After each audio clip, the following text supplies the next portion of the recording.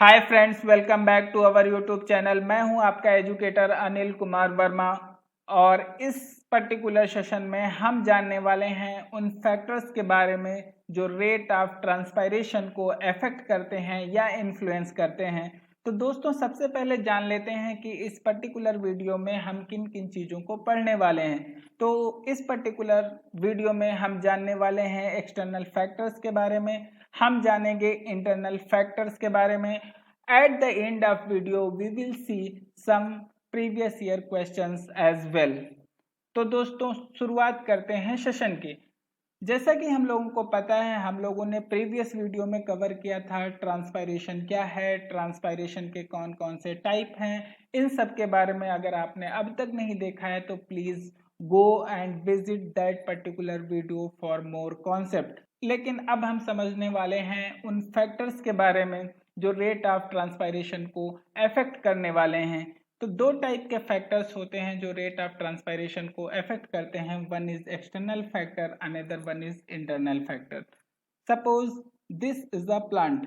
ये एक प्लांट है और इसके जो सराउंडिंग के जो फैक्टर्स होते हैं उनको बोला जाता है एक्सटर्नल फैक्टर्स। और प्लांट के एनाटॉमी के अंदर जो चीजें रहती हैं उनके द्वारा अगर कोई ट्रांसपायरेशन रेट में इफेक्ट पड़ता है या इन्फ्लुएंस पड़ता है तो ऐसे फैक्टर्स को इंटरनल फैक्टर्स बोला जाता है। अगर एग्जाम्पल के तौर पे बात करें तो एक्सटर्नल फैक्टर में हम देखेंगे लाइट के बारे में, टेम्परेचर का इफेक्ट देखेंगे, विंड का इफेक्ट देखेंगे, ह्यूमिडिटी का इफेक्ट देखेंगे और सॉइल वाटर का इफेक्ट देखने वाले हैं।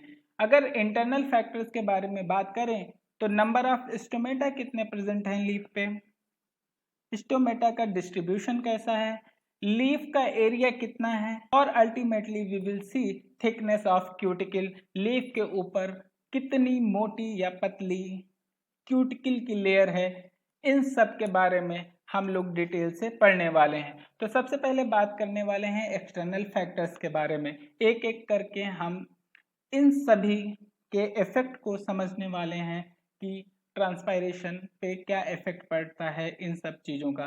तो सबसे पहले बात करेंगे लाइट की। अगर ज़्यादा लाइट प्रेजेंट है दैट मीन्स कि फोटोसिंथेटिक रेट भी क्या है, ज़्यादा होगी। जब फोटोसिंथेटिक रेट ज़्यादा होगी तो ग्लूकोज भी ज़्यादा मात्रा में बनेगा। जब ग्लूकोज ज़्यादा बनेगा तो सब्सिडरी सेल से होते हुए गार्ड सेल में क्या होगा, सेल्यूट के मॉलिक्यूल आएंगे और सेल्यूट के जब मॉलिक्यूल आएंगे तो इस गार्ड सेल में एक कंडीशन बन जाएगी और उस कंडीशन को कहते हैं हाइपरटोनिक कंडीशन। जब ये हाइपरटोनिक कंडीशन हो जाएगी मतलब सेल्यूट के पार्टिकल ज़्यादा हो जाएंगे तो ये क्या हो जाएगी, ये इनका वाटर पोटेंशियल कम होगा और वाटर पोटेंशियल जब कम हो जाएगा तो क्या करेगा, ये आउटसाइड सब्सिडरी सेल से क्या वाटर लेंगे और टर्जिड हो जाएंगे। जब ये टर्जिड हो जाएंगे तो क्या हो जाएगा, ओपनिंग ऑफ स्टोमेटा हो जाएगी। जब ओपनिंग ऑफ स्टोमेटा हो जाएगी तो क्या होगा, अल्टीमेटली ट्रांसपायरेशन रेट बढ़ जाएगी। ठीक है, आई होप कि ये सबको क्लियर हुआ होगा। लेकिन एक कंडीशन ऐसी भी है, अगर लाइट को बहुत ज़्यादा बढ़ा दिया जाए तो क्या इफेक्ट होगा, तो होगा रिवर्स कंडीशन होना शुरू हो जाएगी, मतलब रेट ऑफ ट्रांसपायरेशन कम होना शुरू हो जाएगा। रीजन, क्योंकि ये एक स्ट्रेस कंडीशन को शो करेगा और यहाँ पे एब्सिसिक एसिड मतलब ABA जो है वर्क करना शुरू कर देगा और रेट ऑफ ट्रांसपायरेशन को क्या करेगा, रिड्यूस कर देगा। अब दूसरी external factor that is temperature. तो टेम्परेचर क्या होता है, अगर नॉर्मल कंडीशन में बात करें एक ऑप्टिमम टेम्परेचर तक क्या होता है, रेट ऑफ ट्रांसपायरेशन ज़्यादा होती है। रीज़न क्या है, suppose this are the parenchymatous cells, ये पैरेनकाइमेटस सेल्स हैं और ये जाइलम है। अगर वाटर जो है वो वेपर के फॉर्म में रिलीज हो रहा है, ठीक है, तो यहाँ से क्या होगा, वाटर का मूवमेंट भी क्या होगा, ज़्यादा होगा। जब वाटर का मूवमेंट ज़्यादा होगा, स्टोमेटा ओपन हुए होंगे तो ट्रांसपायरेशन रेट भी क्या होगा, ज़्यादा होगा। लेकिन एक ऑप्टिमम टेम्परेचर के बाद कंडीशन जस्ट रिवर्स हो जाती है, मतलब आई मीन टू से कि ट्रांसपायरेशन रेट क्या हो जाती है, रिड्यूस होने लगती है। ये भी एक स्ट्रेस कंडीशन को शो करता है। ठीक है, the third factor is wind. हवा के बारे में अगर बात करें, हवा क्या करती है, ह्यूमिडिटी को कम कर देती है और उसे रिप्लेस कर देती है बाय अ ड्रायर एयर, सूखी हवा से। अगर इन्वायरमेंट में कंडीशन ऐसी है कि ह्यूमिडिटी कम है और हवा काफ़ी तेज है तो क्या होगा, तो रेट ऑफ ट्रांसपायरेशन क्या होगा, बढ़ जाएगा, रेट ऑफ ट्रांसपायरेशन इंक्रीज कर जाएगा। अब fourth factor is humidity, rate of transpiration को रिड्यूस कर देती है, इसीलिए लिखा है humidity is inversely proportional to transpiration rate. Suppose अगर इन्वायरमेंट में ह्यूमिडिटी बहुत ज़्यादा है, ह्यूमिडिटी बहुत ज़्यादा है मतलब वाटर कंटेंट बहुत ज़्यादा है, जब वाटर कंटेंट ज़्यादा है तो वाटर वेपर प्रेशर कम होगा, और वाटर वेपर प्रेशर कम होगा तो क्या होगा, रेट ऑफ ट्रांसपायरेशन क्या होगा, ऑब्वियसली कम हो जाएगा, क्योंकि वाटर वेपर प्रेशर जो होता है वो डायरेक्टली प्रोपोर्शनल होता है रेट ऑफ ट्रांसपायरेशन के। मतलब जितना ज़्यादा ग्रेडियंट होगा, मतलब जितना ज़्यादा डिफरेंस होगा लीफ के वाटर वेपर प्रेशर में और इन्वायरमेंट के वाटर वेपर प्रेशर में, उतना ही ज़्यादा क्या रेट ऑफ ट्रांसपायरेशन होगा। लेकिन ह्यूमिडिटी के केस में क्या होता है, नमी हो जाती है इन्वायरमेंट में जो कि rate of water vapour pressure को कर देती है, इससे रेट ऑफ ट्रांसपायरेशन भी कम हो जाता है। तो last factor is soil water. Suppose plant है, प्लांट में अगर वाटर सॉइल है और सॉइल कैसी है, ड्राई सॉइल है जिसके अंदर सपोज वाटर का कंटेंट बहुत कम है। जब वाटर का कंटेंट कम है, जब प्लांट एब्जॉर्ब ही नहीं कर पाएगा ज़्यादा से ज़्यादा वाटर, तो क्या वो पॉसिबल है कि वो ट्रांसपायरेशन में पानी को ख़त्म करेगा? ऑब्वियसली नहीं करेगा। क्या करेगा, अपने पानी को बचाना चाहेगा, क्या करेगा, अपने स्टोमेटा को क्लोज कर लेगा या फिर कोई और टेक्निक को यहाँ पे काम लाएगा। Ultimately we can say that soil water is directly proportional to rate of transpiration. जितना ज़्यादा सॉइल वाटर होगा उतना ज़्यादा क्या होगा, रेट ऑफ ट्रांसपायरेशन होगा।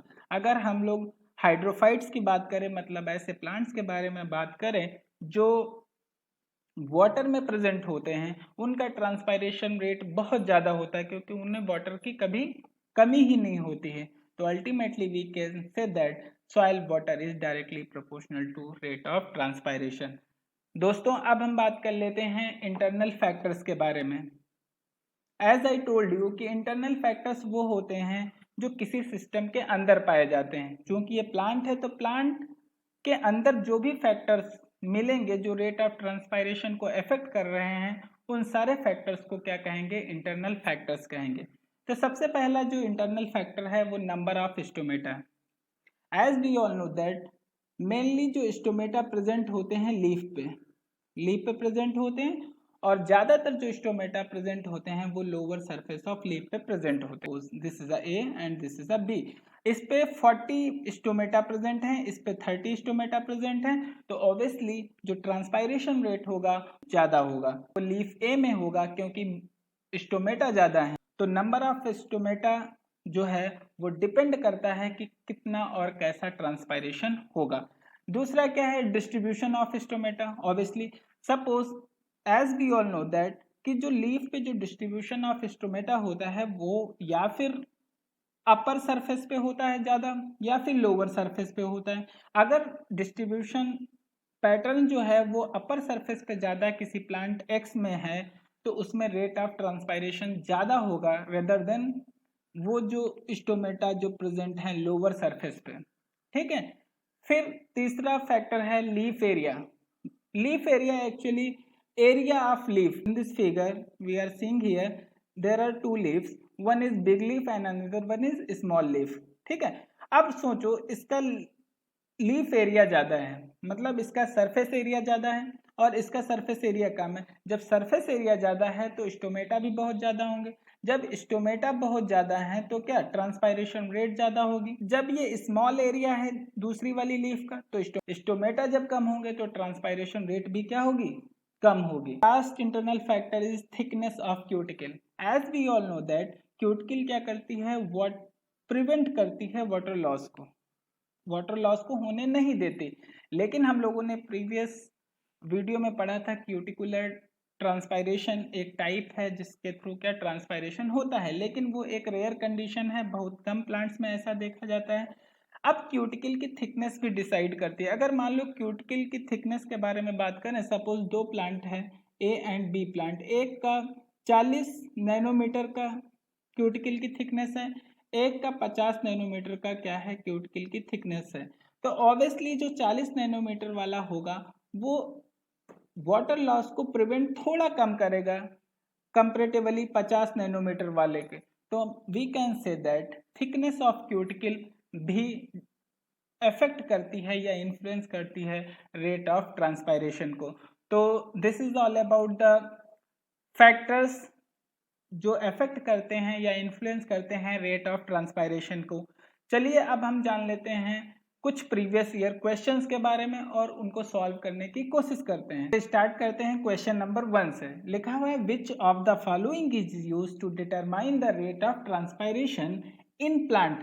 तो answer will be the B, ठीक है, दैट इज फोटोमीटर। जैसा कि हम यहाँ पे देख पा रहे हैं, फोटोमीटर एक ऐसा यंत्र है या फिर एक ऐसा इंस्ट्रूमेंट है जिससे क्या हम रेट ऑफ ट्रांसपायरेशन को मेजर कर सकते हैं, ठीक है। इसके मैकेनिज्म को हम बाद में समझेंगे। ये डिफरेंट टाइप के हो सकते हैं। It may be bubble photometer हो सकता है, मास फोटोमीटर हो सकता है, गैनोंग स्पीडोमीटर हो सकता है और डार्विन्स फोटोमीटर हो सकता है, ठीक है।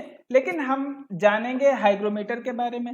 हाइग्रोमीटर का जो यूज होता है जो ह्यूमिडिटी को मेजर करने के लिए किया जाता है। किसको? ह्यूमिडिटी को मेजर करने के लिए यूज किया जाता है। किसको? हाइग्रोमीटर को। ऑक्सीनोमीटर को बेसिकली यूज किया जाता है ग्रोथ को मेजर करने के लिए, मतलब प्लांट में ग्रोथ कितनी हुई है इस चीज को मेजर करने के लिए ऑक्सीनोमीटर का यूज किया जाता है। And last one is barometer. Barometer को बार से याद रखो, मतलब प्रेशर को मेजर करने के लिए यूज किया जाता है, ठीक है। तो क्वेश्चन नंबर 1 के लिए आंसर होगा डी, दैट इज फोटोमीटर। अब क्वेश्चन नंबर 2 को देखते हैं और सॉल्व करने की कोशिश करते हैं। लिखा है which is produced during water stress that bring stomator closer। as I told you कि जब स्ट्रेस कंडीशन होगी, वाटर स्ट्रेस कंडीशन होगी, तो वहां पे काम करना शुरू करेगा एक hormone that is abscisic acid, that means ABA। इसको शॉर्ट फॉर्म में ABA के नाम से जाना जाता है। मतलब एब्सिसिक एसिड एक ऐसा हार्मोन है जो स्ट्रेस कंडीशन में या वाटर स्ट्रेस कंडीशन में क्या करता है, स्टोमेटा को क्लोज कर देता है, ठीक है। लेकिन हम जानेंगे एथाइलिन, फ्यूरिक एसिड और कोमेरिन के बारे में। तो इथाइलिन को क्या बोलते हैं? इथाइलिन को रैपनिंग हार्मोन के नाम से भी जाना जाता है। मतलब ये फ्रूट्स को राइप कराने में या पकाने के लिए यूज किया जाता है, ठीक है। फ्यूरिक एसिड को एज अ एंटी ऑक्सीडेंट के फॉर्म में यूज किया जाता है, एंटीऑक्सीडेंट के फॉर्म में यूज किया जाता है। एंड कुमेरिन को एंटी कोगुलेंट के फॉर्म में यूज किया जाता है, मतलब ये ब्लड को जमने से रोकता है, ठीक है। तो क्वेश्चन नंबर 2 के लिए जो आंसर होगा वो एब्सिसिक एसिड होगा। ओके, अब हम बात कर लेते हैं क्वेश्चन नंबर 3 के बारे में। लिखा है which one of the following graph most closely represent the relationship between the rate of transpiration of mesophytic leaf and the atmospheric humidity. मतलब ये पूछ रहे हैं क्या रिलेशन है ट्रांसपायरेशन और ह्यूमिडिटी के बीच में इन मेसोफिटिक लीफ में। मेसोफाइट्स क्या होते हैं? मेसोफाइट्स वो प्लांट होते हैं जो जो नॉर्मल और बैलेंस्ड कंडीशन में रहना पसंद करते हैं। मतलब ना ही वो ज़्यादा वाटर लविंग होते हैं, ना ही ज़्यादा वो ड्रॉट लविंग होते हैं। मतलब ना ही वो हाइड्रोफाइट्स होते हैं और ना ही वो जीरोफिटिक नेचर को शो करते हैं, ठीक है। तो इसमें क्या पूछ रहे हैं कि ट्रांसपायरेशन और एटमॉस्फेरिक ह्यूमिडिटी में क्या रिलेशन है। एज आई टोल्ड यू कि जो ह्यूमिडिटी है, humidity is inversely proportional to transpiration rate, ठीक है। मतलब ट्रांसपायरेशन रेट जब बढ़ेगा तो ह्यूमिडिटी क्या कम होगी, या ह्यूमिडिटी जब बढ़ेगी तो ट्रांसपायरेशन रेट कम होगा, ठीक है। अब अगर ग्राफ 1 को देखें और एनालिसिस करें तो यहाँ पे हम देख पा रहे हैं कि यहाँ पे ट्रांसपायरेशन रेट बढ़ रही है, ठीक है, और ह्यूमिडिटी भी बढ़ रही है, ठीक है। लेकिन एक पॉइंट के बाद क्या है, ट्रांसपायरेशन रेट क्या हो गई है, कांस्टेंट हो गई है, लेकिन ह्यूमिडिटी नीचे गिर रही है। दैट मीन्स यहाँ पे अगर मोटा मोटी बात करें तो ट्रांसपायरेशन रेट के साथ में ह्यूमिडिटी बढ़ रही है, जो कि इस रूल को फॉलो नहीं करती। मतलब आंसर नंबर 1 तो हो ही नहीं सकता। अब ग्राफ नंबर 2 को देखते हैं। ग्राफ नंबर 2 में देखते हैं रेट ऑफ ट्रांसपायरेशन तो बढ़ रहा है, लेकिन ह्यूमिडिटी क्या उसी प्रोपोर्शन में गिर रहा है। मतलब ये इस पर्टिकुलर इक्वेशन को क्या कर रही है, फॉलो कर रही है, तो आंसर विल बी द 2। लेकिन 3 को हम एनालिसिस करेंगे। 3 में हम यहाँ पे देखते हैं रेट ऑफ ट्रांसपायरेशन क्या है, शुरुआत में क्या है, बढ़ी है, तो ह्यूमिडिटी घटी है, लेकिन एक पर्टिकुलर पॉइंट x के बाद में क्या हुआ है, रेट ऑफ ट्रांसपायरेशन बढ़ा है तो ह्यूमिडिटी भी बढ़ रही है, तो मतलब ये भी इस इक्वेशन को फॉलो नहीं करती, तो मतलब जो ग्राफ नंबर 3 भी सेटिस्फाई नहीं होगा क्वेश्चन नंबर 3 के लिए। और लास्ट में देखते हैं इसमें क्या कहते हैं, रेट ऑफ ट्रांसपायरेशन मतलब एक ऑप्टिमम तक बढ़ गया है और रेट ऑफ ह्यूमिडिटी पे कोई फर्क नहीं पड़ रहा है, फिर फर्दर मतलब एक स्टेगनेंट पोजीशन आ गई है, मतलब नियत पोजीशन आ गई है, तो ऐसा भी नहीं है। तो जो आंसर होगा क्वेश्चन नंबर 3 का दैट विल बी द 2, मतलब graph number 2 will be the right answer. I hope कि ये सबको क्लियर हुआ होगा। तो दैट्स फ्रॉम माय साइड। अगर आप सबको ये वीडियोस पसंद आ रहे हैं तो please like share and subscribe. Thank you.